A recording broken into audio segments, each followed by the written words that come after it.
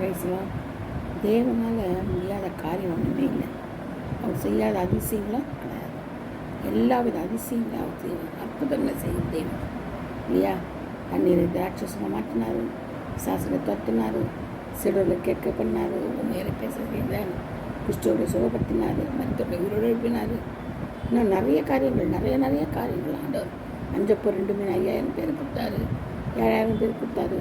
இன்னும் எத்தனையோ காரியங்கள் 1 2 சொல்ல முடியாது. வேதத்தில் அவர் செய்யாத அற்புதங்கள் அடையாளங்கள்லாம் கிடையவே கிடையாது. இது வரையிலையும் செய்யாத அதிசயமே கிடையாது. வனாந்தரத்தில் ஆறுகளை பாய்ச்சினார். யாருடைய துணை இல்லாமல் தேவன் அதிசயங்கள் செய்ய வல்லவராக இருக்கிறார். அதுதான் முக்கியமானது ஒன்று. யாருடைய துணையும் அவருக்கு தேவை கிடையாது. மனுஷனுடைய உதவியோ எந்த உதவியும் அவருக்கு தேவை கிடையாது. யாருடைய உதவி இல்லாமல் அவரால் என்ன செய்ய முடியும்? என்ன செய்ய முடியும்? அதிசயங்களை செய்ய முடியும். கர்த்தர் தாமே பாதுகாப்பாராக.